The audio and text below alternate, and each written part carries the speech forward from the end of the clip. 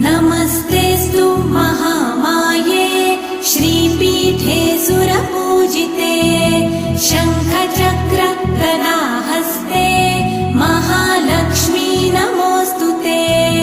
नमस्ते गरुडारूढे कोलासुरभयङ्करी सर्वपाप हरे देवी महालक्ष्मी नमोऽस्तुते। महादेव्यै च विद्महे विष्णुपत्न्यै च धीमहि तन्नो लक्ष्मी प्रचोदयात्।